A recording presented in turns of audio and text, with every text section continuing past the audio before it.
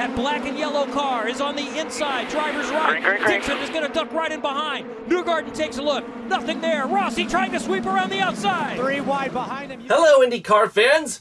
Welcome to Formula Pun Racer. I know I've been a little behind on these video reviews, but I've just been kept really busy recently, so I haven't had a chance to get started. But here I am at last to give you my review on the 3 latest rounds which occurred in the IndyCar season of 2022. So basically, like having to rake up a leafy mess, let's start with a maple leaf that the IndyCars returned to for the first time since 2019. They returned to the streets in Toronto, Ontario, Canada, and the returning of IndyCar racing to the land of the true north, strong and free, got a lot of Canadian fans excited big time, eh? When the green flag flew, pole sitter Colton Herta of Andretti Autosport pulled away with Scott Dixon hot on his heels. But further up in the pack, in the middle basically, Dixon's teammate Alex Palou of Spain and Mclaren's Patricio Ward of Mexico were side by side with each other going into the corner that led onto the backstretch they call Lakeshore Boulevard. But it became 3 abreast in a spot that's only meant for 2 cars to go through. Takuma Sato was on the far left, so in a pinball chain reaction movement, Palou bumped into Patricio Ward like this, and then Ward bumped Takuma Sato right into the wall, and pow! The day was done for Takuma Sato as he limped his Dale Coyne entry back to the pits.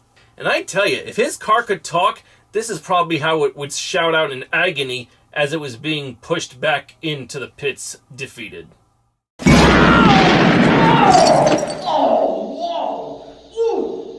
For the first half of the Toronto Grand Prix, you could say that the race was somewhat uneventful, with Colton Herta leading the most laps at this point. But by lap 32, local boy Dalton Kellett's day came to an end when his engine went up in a plume of smoke. Game over for the poor Canadian, eh? Game over, yeah!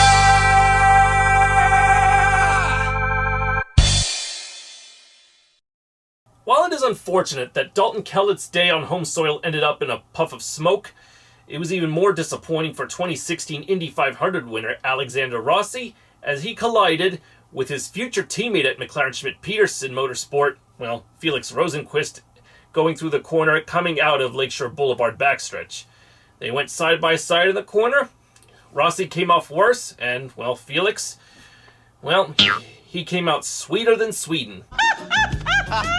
With Rossi's car in the wall, the leaders took the opportunity to pit under yellow for fuel and tires, and the lead would change hands by the time the green flag would fly to restart the race on lap 50, and the driver who inherited the lead at this point was Rinus VeeKay of the Netherlands, driving for Ed Carpenter Racing, with Scott Dixon hot on his heels.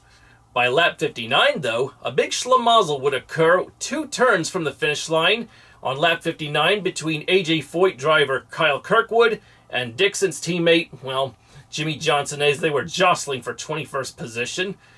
You can imagine these 2 Americans were not happy with one another. Disappointing for both of them, I'd say.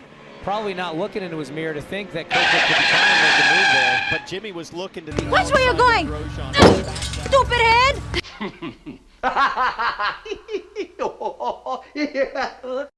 When Johnson and Kirkwood's cars were cleared from the track, the green flag would fly for the final restart of the race. Scott Dixon would retake the lead over from Rinus VeeKay. Colton Herta would be hot on his heels in second, and Felix Rosenqvist, Patricio Ward's teammate at Mclaren Schmidt Peterson, would be in third. But when all was said and done, no matter how hard Colton tried to keep up, nothing was going to stop Scott Dixon from taking his first 2022 IndyCar season win. Congratulations, Scott Dixon, on this. And not only is this Scott Dixon's first race win of the season, but this is his 52nd IndyCar career win. That ties him equal with Mario Andretti, who also has 52 IndyCar career wins. And just like Mario, Scott Dixon has only 1 Indy 500 win to his name. And so, it's just a matter of time before Scott Dixon wins again, which will knock Mario Andretti to being the 3rd winningest IndyCar driver of all time. The winningest driver in IndyCar so far is in fact 4-time Indy 500 winner AJ Foyt, who has 67 IndyCar career wins. Well, win another 15, Scott, and you'll be equal with AJ Foyt. I have every confident thought that he can do it. I have no doubt in my mind that you, Scott Dixon, will eventually catch up with AJ Foyt in that regard. It's just a matter of time before you surpass him in that amount. Let's see what happens in the next rounds, which I will get to at the end of this video. So congratulations, Scott Dixon, for winning your first race of the season. Colton Herta would finish second, and Felix Rosenqvist third. Where's Marcus? Marcus Ericsson? Well, he finished fifth. Sweet it is that he and his fellow countryman Felix Rosenqvist both finished in the top 5. Sweet is sweet indeed. Well, that concludes my review on the Toronto Grand Prix. Now let's move on to the IndyCar doubleheader at Newton, Iowa, at the Short Oval, which occurred back on July 23rd and 24th. Ready for short track racing in the Heartland. Ready? Green. It's the Hy-Vee Let's go from Iowa. The IndyCar doubleheader in Iowa at the Newton, Iowa Speedway was definitely hot in both competition and summer weather. The temperature outside was over 95 degrees on this day. The sun scorching down. It was definitely cooking up the spectators, the crew members, and especially the drivers in those already hot cockpits. I tell you, it gets me hot just thinking about it, so kudos to all who at least brought suntan lotion for this day. I just hope IndyCar knew what to do to keep those fans cool, because it's definitely not the ideal place to watch a sporting event in searing hot weather like that with no protection. But I can tell you, if you think that's crazy, knowing that the Iowa Speedway is within corn country, you could say racing on a hot day like that with too hot a temperature is just corny. When the green flag flew for the first 2 rounds, Team Penske driver Will Power on pole position took the lead, and his teammate Josef Newgarden followed in second. These 2 Penske boys were followed shortly behind by Patricio Ward and Mclaren Schmidt Peterson, Connor Daly of Ed Carpenter, and the third Penske entry, Scott McLaughlin. But by lap 17, the first caution came out when Jimmy Johnson of Chip Ganassi spun his car coming out of turn 4, but miraculously managed to keep it off the wall to continue on. Everywhere. This is on board with Jimmy Johnson. We're back. So he's in the dirty air of Grosjean in front. Just gets on the apron there, guys. You saw the left front just top the apron. Hang on.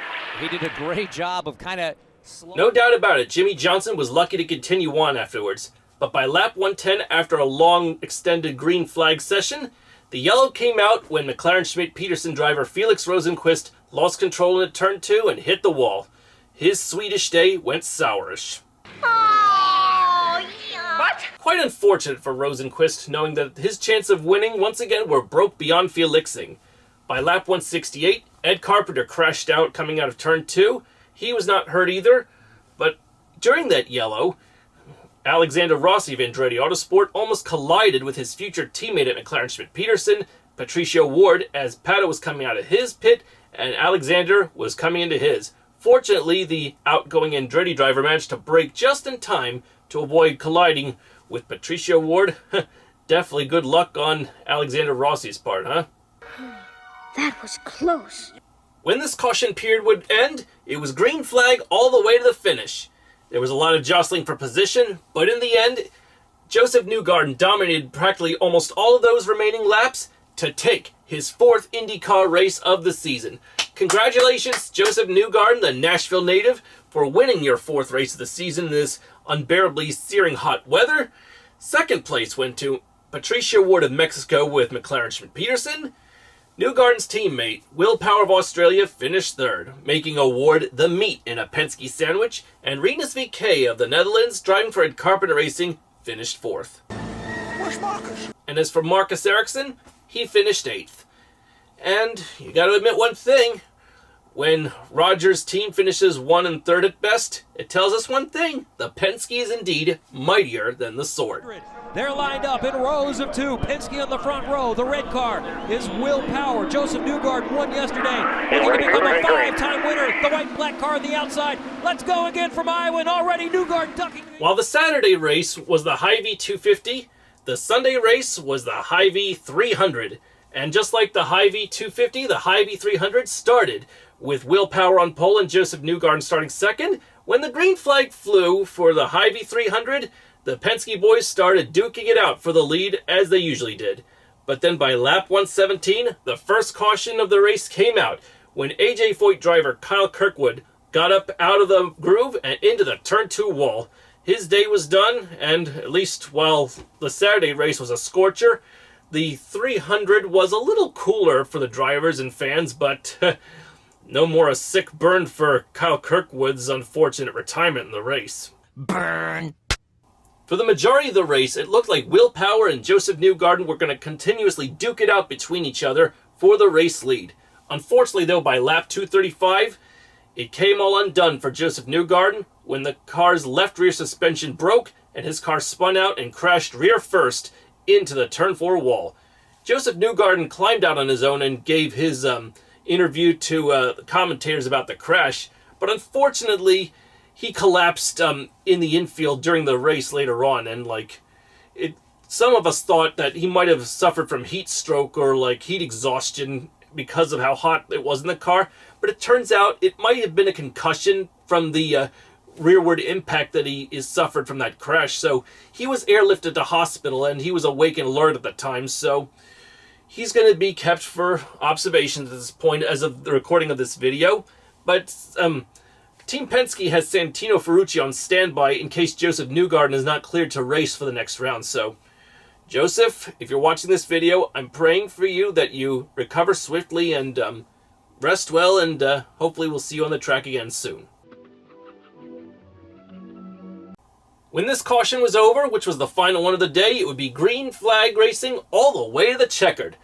Scott McLaughlin of New Zealand and Will Power of Australia, the last 2 Penske boys, were hounding Pato Ward's McLaren Schmidt Peterson car for the race lead. But when all was said and done, the Mexican in the orange and black and blue car managed to hang on to take his second race win of the season. Oh, it was something really exciting for Mexican fans to talk about. While Pato Ward may have won the Hy-Vee 300, a bigger surprise of the race was seeing 7-time NASCAR champion Jimmie Johnson score his best IndyCar finish of 5th. Oh! Well, with him usually racing on ovals in his NASCAR career, and especially Iowa when NASCAR would go there, I guess he knew what to do to stay consistent, put on a consistent run, and finish in the top 5. This is his first top 5 finish ever. Congratulations, Jimmie Johnson. I hope you do better in the future. And to think, he managed to repaint his car colors from Carvana for the first of the 2 rounds to American Legion in less than 24 hours. Who would have thought? And, he finished slightly outside the top 10 in the Hy-Vee 250, but in the Hy-Vee 300, Johnson finished 5th place. And Scott Dixon, his teammate, finished ahead of him in 4th. And Will Power finished 2nd for Team Penske, and Scott McLaughlin finished 3rd. Where's Marcus? Ah, yes! Marcus Ericsson, he finished 6th in this round. With him finishing where he did in the 1st and 2nd Iowa races, he still leads the Drivers' Championship. But in other Ganassi Racing development, it turns out their Spanish teammate Alex Palou, who is last year's IndyCar champion, is still going through controversy about where he will go for 2023. Will he extend his contract with Chip Ganassi Racing, or will he move to McLaren Schmidt Peterson IndyCars, or go to McLaren F1? Now that is definitely to be decided, but all the same, Chip Ganassi Racing is now suing Alex Palou despite being under contract. What? I know, that's pretty bizarre, isn't it? And yet, he will still race for the team in the coming races until the season's over. In fact, the next round is right here. So grab yourself a cup of milk for the Indianapolis road course. The IndyCars are back home again in Indiana, July 30th. The greatest spectacle in racing, albeit the road course.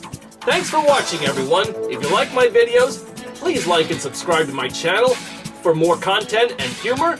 And hopefully I'll be able to not fall behind again in the next video.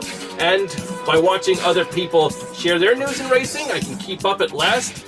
And kudos to you, David Land on YouTube, for showing up on NBC's coverage of Iowa, too, I will say. So once again, join in and watch the IndyCars race. July 30th this weekend at the Indianapolis Motor Speedway Road Course. Can Colton Herta make it 2 IndyCar road courses in a row? Can Penske come back with a vengeance? Or will someone new take their first win of the season, if not their career? Tune in to find out. See you in the next video, everyone. I'm Aaron Cylinder, firing on all cylinders.